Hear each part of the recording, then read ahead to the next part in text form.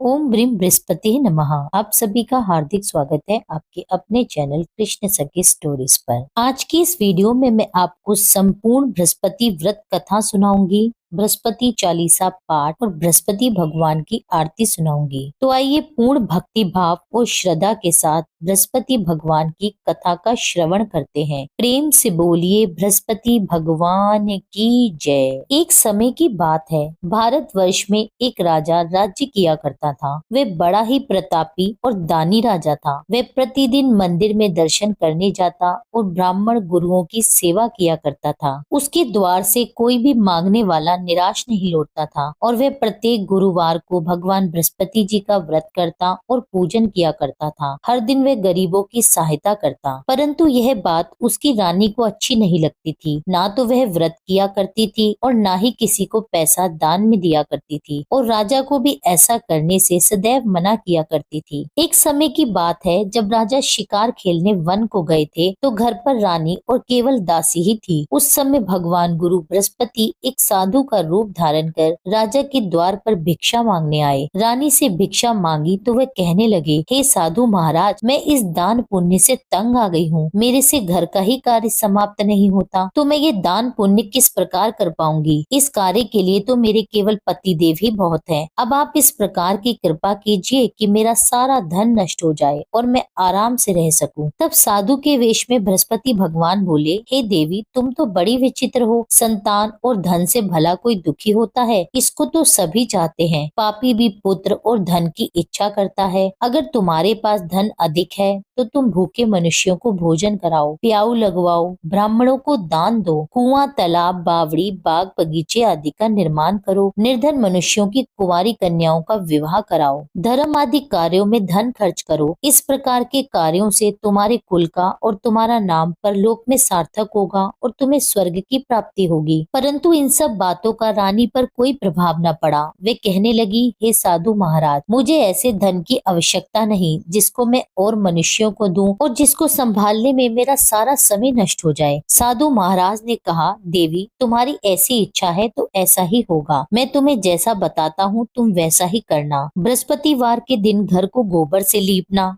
अपने बालों को धोना और बाल धोते समय स्नान करना, भोजन में मांस मदिरा खाना, कपड़ा धोबी के हाथ धुलने को डालना। इस प्रकार 7 बृहस्पतिवार करने से तुम्हारा सब धन नष्ट हो जाएगा। यह कहकर वे साधु महाराज वहां से अंतर्ध्यान हो गए। रानी ने साधु के कहने के अनुसार ही किया। 3 बृहस्पतिवार ही बीते थे कि उसकी समस्त धन संपत्ति नष्ट हो गई और भोजन के लिए दोनों समय परिवार तरसने लगा तथा सांसारिक भोगों से दुखी रहने लगा। तब वह राजा रानी से कहने लगा, हे रानी, तुम यहाँ पर रहो, मैं दूसरे देश को जाता हूँ, क्योंकि यहाँ पर मुझे सभी मनुष्य जानते हैं, इसलिए मुझे कोई कार्य नहीं देगा। देश चोरी परदेश भिक्षा बराबर है। ऐसा कहकर राजा परदेश चला गया। वहाँ जंगल में जाता, लकड़ी काट कर लाता और शहर में बेचता। इस तरह वह अपने दिन व्यतीत करने लगा। इधर राजा के बिना रानी और दासी दुखी रहने लगे। किसी दिन भोजन मिलता और किसी दिन जल पीकर ही रह जाती। एक समय रानी और दासी को 7 दिन बिना भोजन के व्यतीत हो गए। तो रानी ने अपनी दासी से कहा, दासी, यहाँ पास के ही नगर में मेरी बहन रहती है, वह बड़ी धनवान है, तू उसके पास जा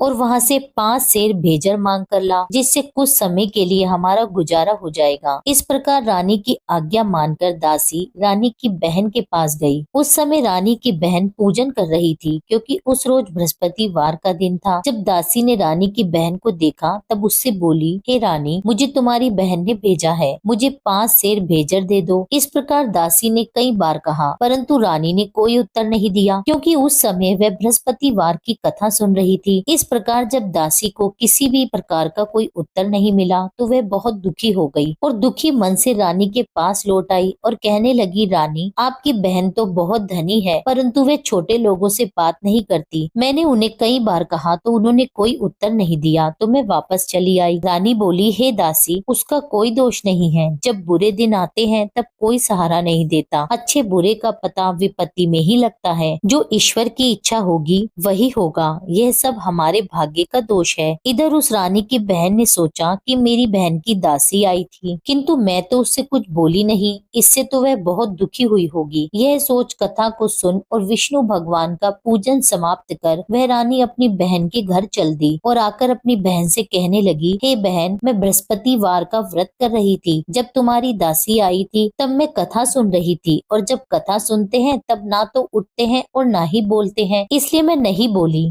कहो दासी क्यों आई थी? रानी बोली, हे बहन, हमारे घर अनाज नहीं था, वैसे तुमसे कोई बात कहाँ छिपी है, इस कारण मैंने दासी को तुमसे 5 सेर भेजर मांगने के लिए भेजा था। रानी की बहन बोली, बृहस्पति भगवान सबकी मनोकामना पूर्ण करते हैं, देखो शायद तुम्हारे घर में अनाज रखा हो। इस प्रकार का वचन जब रानी ने सुना तो घर के अंदर गई और वहाँ उसे एक घड़ा भेजर का भरा मिल गया। तब वे रानी और बांदी बहुत खुश हुई। दासी कहने लगी, हे रानी, देखो वैसे हमको जब भोजन नहीं मिलता तो हम रोज ही व्रत करते हैं, अगर इनसे व्रत की विधि और कथा पूछ ली जाए तो हम उसे किया करेंगे। तब उस रानी ने अपनी बहन से पूछा, हे बहन, बृहस्पतिवार के व्रत के क्या नियम है? तब रानी की बहन ने बताया, बृहस्पतिवार के व्रत में चने की दाल और मुनक्का से विष्णु भगवान का केले की जड़ में पूजन करें तथा दीपक जलाएं और पीला भोजन करें और कथा सुने। इस प्रकार नियम पूर्वक करने से गुरु बृहस्पति भगवान प्रसन्न होते हैं, अन्न पुत्र धन देते हैं और सभी की मनोकामनाएं पूर्ण करते हैं। इस प्रकार रानी और दासी दोनों ने ही निश्चय किया कि हम बृहस्पति भगवान का पूजन किया करेंगे। 7 रोज बाद जब बृहस्पतिवार आया तो उन्होंने व्रत रखा। घुड़साल में जाकर चना और गुड़ बीन लाई तथा उसकी दाल से केले के जड़ का तथा भगवान विष्णु का पूजन किया। अब पीला भोजन कहाँ से आए? दोनों बड़ी दुखी हुई। उन्होंने व्रत किया था, इस कारण बृहस्पति भगवान उनसे प्रसन्न थे। 2 थालियों में सुंदर पीला भोजन लेकर आए और दासी को देकर बोले, हे दासी, ये तुम्हारे और तुम्हारी रानी के लिए भोजन है, तुम दोनों भोजन कर लेना। दासी भोजन पाकर बड़ी प्रसन्न हुई और रानी से बोली, चलो रानी, जी भरकर भोजन कर लो। रानी को इस विषय में कुछ पता नहीं था, इसलिए वे दासी से बोली, तू ही भोजन कर, क्योंकि तू हमारी व्यर्थ में हंसी उड़ाती है। दासी बोली कि एक महात्मा भोजन दे गए हैं। रानी कहने लगी, वह भोजन तेरे लिए दे गए हैं, तू ही भोजन कर। दासी ने कहा, वह महात्मा हम दोनों के लिए 2 थाली में भोजन दे गए हैं, इसलिए हम और तुम दोनों ही साथ साथ भोजन करेंगे। इस प्रकार रानी और दासी दोनों ने ही बृहस्पति भगवान को नमस्कार कर भोजन प्रारंभ किया। अब वे प्रत्येक बृहस्पतिवार को बृहस्पति भगवान का व्रत और विष्णु भगवान का पूजन करने लगी। बृहस्पति भगवान की कृपा से रानी और दासी के पास बहुत सा धन हो गया। अब रानी फिर से आलस्य करने लगी। तब दासी बोली, देखो रानी, तुम पहले इस प्रकार आलस्य करती थी तो तुम्हें धन रखने में कष्ट होता था, इस कारण सभी धन नष्ट हो गया। अब बृहस्पति भगवान की कृपा से धन मिला है, हमें दान पुण्य करना चाहिए। दान में भूखे मनुष्यों को भोजन कराना चाहिए, प्याऊ लगवाने चाहिए, ब्राह्मणों को दान देना चाहिए। धन को शुभ कार्यों में खर्च करें, जिससे तुम्हारे कुल का यश बढ़ेगा और स्वर्ग प्राप्त होगा, पितृ प्रसन्न होंगे। तब रानी ने इसी प्रकार के कार्य करने प्रारंभ कर दिए तो काफी यश फैलने लगा। एक दिन रानी और दासी विचार करने लगी कि ना जाने हमारे राजा किस दशा में होंगे, उनकी कोई खोज खबर नहीं है। बृहस्पति भगवान से उन्होंने प्रार्थना की तो एक दिन भगवान ने रात्रि में राजा को स्वप्न में कहा, हे राजन, उठ, तेरी रानी तुझको याद करती है, अपने देश को चला जा। राजा प्रातः काल उठा और विचार करने लगा। स्त्री खाने और पहनने की साथी होती है, पर भगवान की आज्ञा मानकर वह अपने नगर की ओर चलने को तैयार हुआ। इससे पूर्व जब राजा प्रदेश चला गया था तो प्रदेश में दुखी रहने लगा। प्रतिदिन जंगल में से लकड़ी बीन कर लाता और उसे शहर में बेचकर अपने दुखी जीवन को बड़ी कठिनता से व्यतीत करता था। एक दिन राजा दुखी हो अपनी पुरानी बातों को याद करके रोने लगा। तब उस समय जंगल में बृहस्पति देव एक साधु का रूप धारण कर आए और राजा के पास आकर कहने लगे,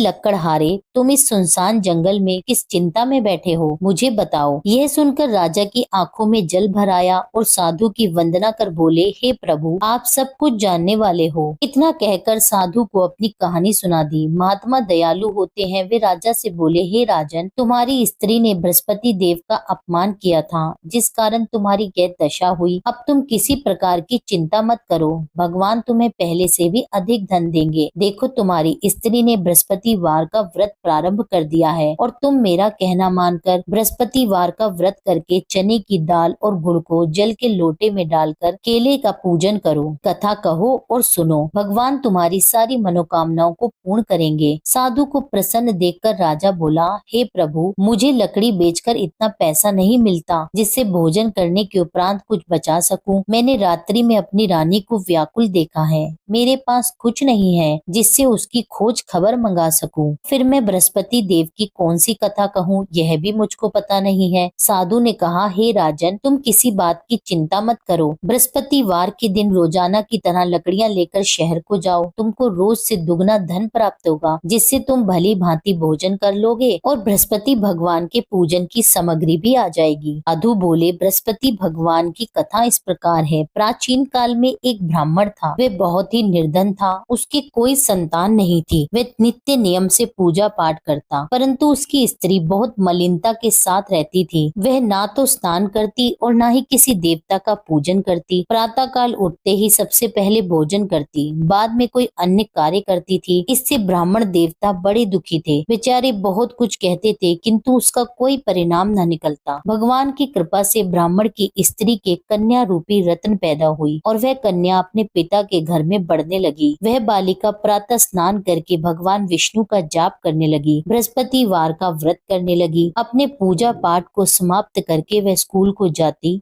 तो अपनी मुट्ठी में जौ भरकर ले जाती और पाठशाला जाने के मार्ग में डालती जाती। वही जौ स्वर्ण के हो जाते और लौटते समय उनको बीनकर घर ले आती। एक दिन वह बालिका सूप में सोने के जौ को फटक कर साफ कर रही थी, तो उसकी माँ ने देख लिया और कहा, हे बेटी, सोने के जौ को फटकने के लिए सोने का सूप होना चाहिए। दूसरे दिन बृहस्पतिवार था। इस कन्या ने व्रत रखा और बृहस्पति भगवान से प्रार्थना करके कहने लगी, हे प्रभु, यदि मैंने आपकी पूजा सच्चे मन से की हो तो मेरे लिए सोने का सूप दे दो। बृहस्पति देव ने उसकी प्रार्थना स्वीकार कर ली। रोजाना की तरह वह कन्या जौ फैलाती हुई स्कूल को गई और जब लौटकर जौ बीन ही रही थी तो बृहस्पति देव की कृपा से रास्ते में सोने का सूप मिला। वह सोने के सूप को लेकर घर गई और उससे जौ साफ करने लगी, परंतु उसकी माँ का वही ढंग रहा। एक दिन की बात है, वह कन्या सोने के सूप से जौ साफ कर रही थी। उस समय उस शहर का राजपुत्र वहां से होकर निकला। इस कन्या के रूप और कार्य को देखकर वह मोहित हो गया और अपने घर आकर भोजन और जल त्याग कर उदास होकर लेट गया। राजा को जब इस बात का पता लगा तो वह अपने मंत्रियों के साथ अपने पुत्र के पास गए और बोले, हे पुत्र, तुम्हें किसी बात का कष्ट है? किसी ने तुम्हारा अपमान किया है क्या, या कोई और कारण है? सो कहो, मैं वही कार्य करूंगा जिससे तुम्हें प्रसन्नता हो। राजकुमार ने अपने पिता की बातें सुनी तो वह अपने पिता से कहने लगे, हे पिताजी, आपकी कृपा से मुझे किसी बात का दुख नहीं है और ना ही किसी ने मेरा अपमान किया है, परंतु मैं उस लड़की के साथ विवाह करना चाहता हूँ जो सोने के सूप में जौ साफ कर रही थी। यह सुन राजा भी आश्चर्य में पड़ गया और बोला,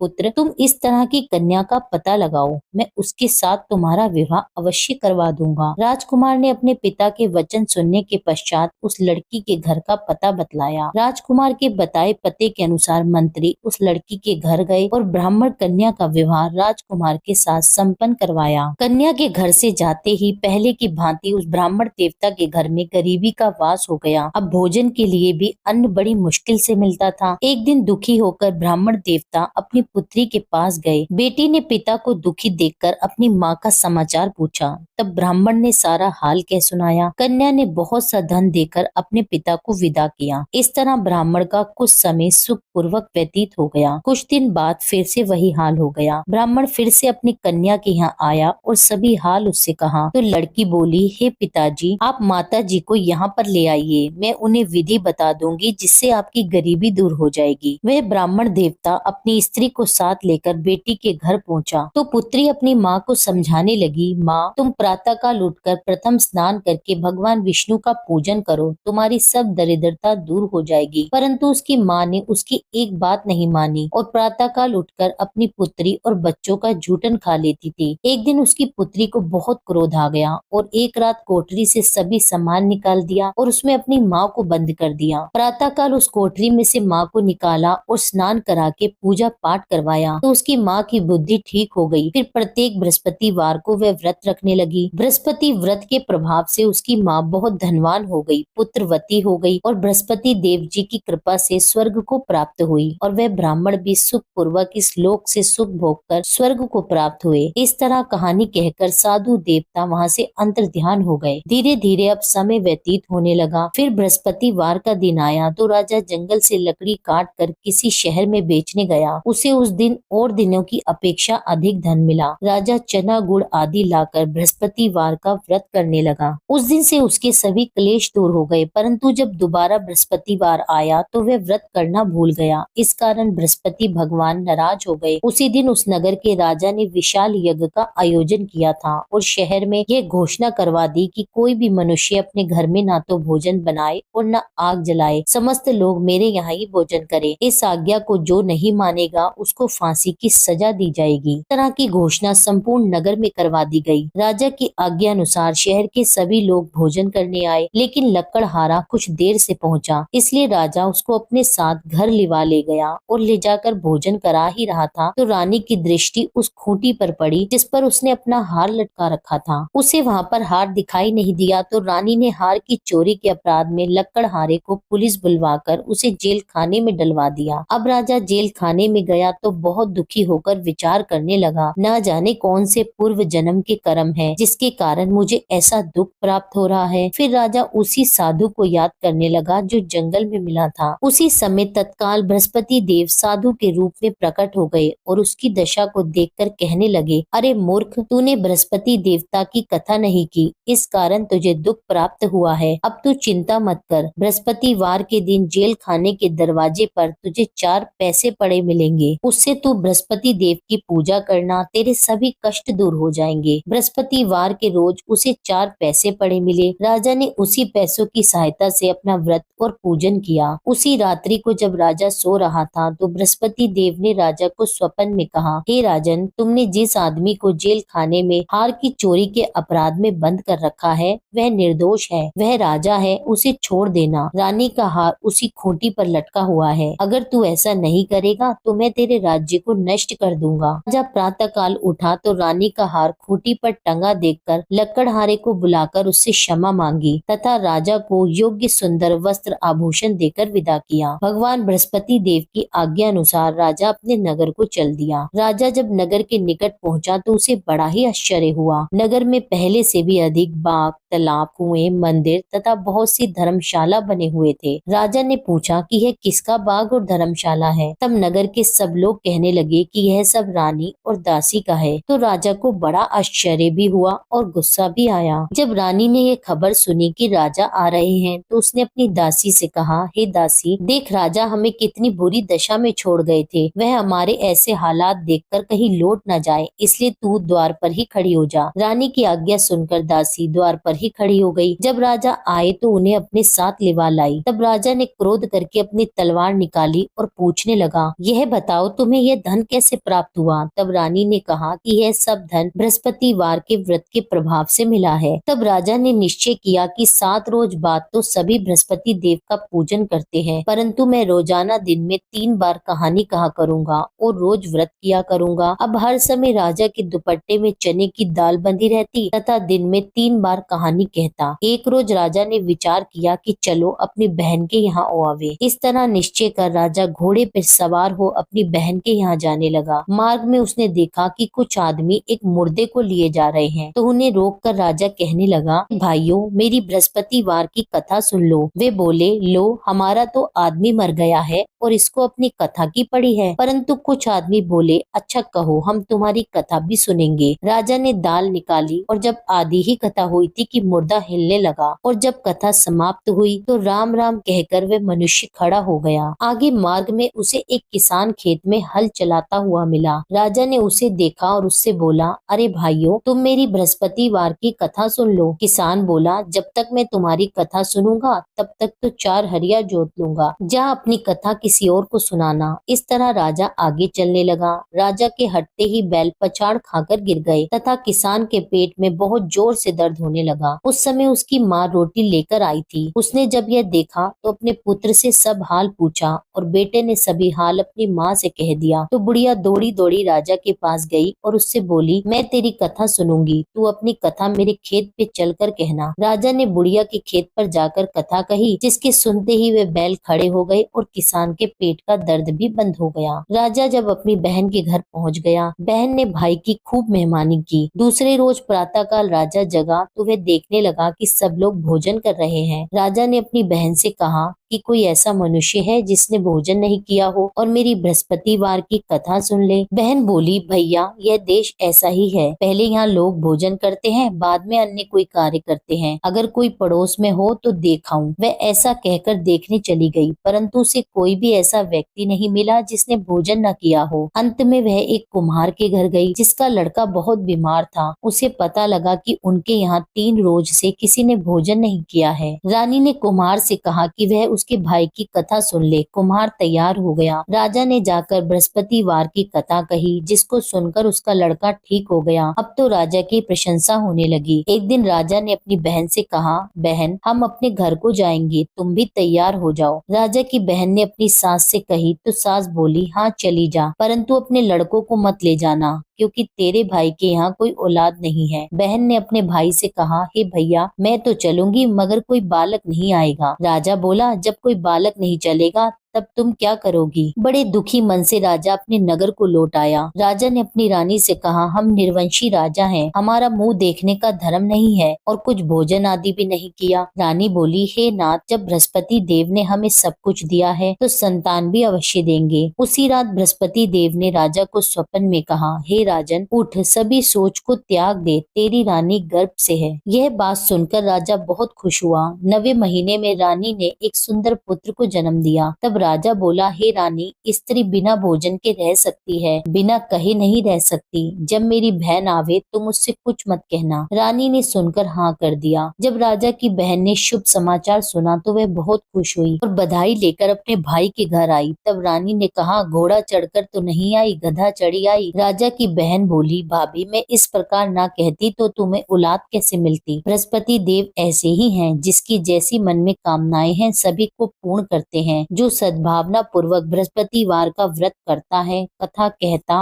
और पढ़ता और सुनता है और दूसरों को सुनाता है, बृहस्पति देव उसकी सभी मनोकामनाएं पूर्ण करते हैं। भगवान बृहस्पति देव उनकी सदैव रक्षा करते हैं। संसार में जो भगवान बृहस्पति जी का पूजन व्रत सच्चे हृदय से करता है, उसकी समस्त मनोकामनाएं पूर्ण होती हैं। जैसी सच्ची भावना से रानी और राजा ने बृहस्पति भगवान की कथा का गुणगान किया तो उनकी सभी इच्छाएं बृहस्पति भगवान जी ने पूरी की। इसलिए सबको कथा कहने सुनने के बाद प्रसाद लेकर जाना चाहिए। हृदय से उनका मनन करते हुए जयकारा बोलना चाहिए। प्रेम से बोलिए, श्री बृहस्पति भगवान की जय, विष्णु भगवान की जय। अब सुनिए बृहस्पति चालीसा पाठ। प्रणाऊ प्रथम गुरु चरण, बुद्धि ज्ञान गुण खान, श्री गणेश शारद सहित बसो हृदय में आन। अज्ञानी मति मंद में, हे गुरु स्वामी सुजान, दोषों से मैं भरा हुआ, तुम हो कृपा निधान। जय नारायण जय निखिलेश्वर, विश्व प्रसिद्ध अखिल तंतेश्वर, यंत्र मंत्र विज्ञान के ज्ञाता, भारत भू के प्रेम प्रेनाता। जब जब हुई धर्म की हानि, सिद्धाश्रम ने पठाई ज्ञानी, सच्चिदानंद गुरु के प्यारे, सिद्ध आश्रम से आप पधारे। उच्च कोटि के ऋषि मुनि स्वेच्छा, ओए करन धर्म की रक्षा। अब अब की बार आपकी बारी, त्राहि त्राहि है धरा पुकारी। मरुंधर प्रांत खरंटिया ग्रामा, मुल्तान चंद पिता करनामा। शेष शाही सपने में आए, माता को दर्शन दिखलाए। रूपा देवी मातु अति धार्मिक, जन्म भयो शुभ 21 तारीख। जन्म दिवस तिथि शुभ, साधक की पूजा करते आराधक की। जन्म वृतंत सुनाए नवीना, मंत्र नारायण नाम करि दीना। नाम नारायण भव भय हारी, सिद्ध योगी मानव तन धारी। ऋषिवर ब्रह्म तेज से उर्जित, आत्म स्वरूप गुरु गौरवंतित। एक बार संग सखा भवन में, करी स्नान लगे चिंतन में। चिंतन करत समाधि लगाई, सुध बुधहीन भय अनुरागी। पूर्ण करी संसार की रीति, शंकर जैसे बने गृहस्थी। अद्भुत संगम प्रभु माया का, अवलोकन है विधि छाया का। युग युग से भव बंधन रीति, जहाँ नारायण वाही भगवती। सांसारिक मन हुए अति गलानी, तब हिमगिरी गमन की ठानी। 18 वर्ष हिमालय घूमे, सर्व सिद्धिया गुरु पग चूमे। त्याग अटल सिद्धाश्रम आसन, कर्म भूमि आए नारायण। धरा गगन ब्राह्मण में गूंजी, जय गुरुदेव साधना पूंजी। धर्म धर्म हित शिविर पुरोधा, कर्म क्षेत्र के अतुलित योधा। हृदय विशाल शास्त्र भंडारा, भारत का भौतिक उजियारा। 156 ग्रंथ रचयिता, सीधी साधक विश्व विजेता। प्रिय लेखक प्रिय गूढ़ प्रवक्ता, भूत भविष्य के आप विधाता। आयुर्वेद ज्योतिषी के सागर, षोडश कला युक्त परमेश्वर। रतन पार की विघ्न हरंता, सन्यासी अन्यतम संता। अद्भुत चमत्कार दिखलाया, पारद का शिवलिंग बनाया। वेद पुराण शास्त्र सब ज्ञाते, पारेश्वर दुर्लभ कहलाते। पूजा कर नित्य ध्यान लगावे, जो नर सिद्धाश्रम में जावे। चारों वेद कंठ में धारे, पूजनीय जन जन के प्यारे। चिंतन करत मंत्र जब गाए, विश्वामित्र वशिष्ठ बुलाए। मंत्र नमो नारायण साचा, ध्यानत भागत भूत पिचाशा। प्रात कल करहि निखिलायन, मन प्रसन्न नित तेजस्वी तन। निर्मल मन से जो भी ध्यावे, रिद्धि सिद्धि सुख संपत्ति पावे। पथ करहि नित जो चालीसा, शांति प्रदान करहि योगी सा। अष्टोत्तर शत पाठ करत जो, सर्व सिद्ध्या पावत जन सो। श्री गुरु चरण की धारा, सिद्ध आश्रम साधक परिवारा। जय जय जय आनंद के स्वामी, बारंबार नमामि नमामि। श्री बृहस्पति भगवान की आरती। जय बृहस्पति देवा, ओम जय बृहस्पति देवा। छिन छिन भोग लगाऊं, कदली फल मेवा। ओम जय बृहस्पति देवा, तुम पूर्ण परमात्मा, तुम अंतर्यामी। जगत पिता जगदीश्वर, तुम सबके स्वामी। ओम जय बृहस्पति देवा, चरना अमृत निज निर्मल, सब पातक हरता। सकल मनोरथ दायक, कृपा करो भरता। ओम जय बृहस्पति देवा, तन मन धन अर्पण कर, जो जन शरण पड़े। प्रभु प्रकट तब हो कर, आकर द्वार खड़े। ओम जय बृहस्पति देवा, दीन दयाल दयानिधि, भक्तन हितकारी। पाप दोष सब हरता, भव बंधन हारी। ओम जय बृहस्पति देवा, सकल मनोरथ दायक, सब संशय तारी। विष विकार मिटाओ, संतन सुखकारी। ओम जय बृहस्पति देवा, जो कोई आरती तेरी प्रेम सहित गावे। जेठानन आनंद कर, सो निश्चय पावे। ओम जय बृहस्पति देवा, जय बृहस्पति देवा। स्वामी जय बृहस्पति देवा, छिन छिन भोग लगाऊं, कदली फल मेवा। ओम जय बृहस्पति देवा। आशा करती हूँ यह वीडियो आपको पसंद आई होगी। कथा आपको पसंद आई हो, वीडियो अच्छी लगी हो तो वीडियो को लाइक जरूर करें, वीडियो पर कमेंट करें, भगवान बृहस्पति देव की जय लिखिए और जिन भी लोगों ने अभी तक मेरे चैनल को सब्सक्राइब ना किया हो उनसे मेरा अनुरोध है कि चैनल को सब्सक्राइब कर लें। मिलती हूँ आपसे एक अगली वीडियो में, जब तक के लिए जय श्री राधे।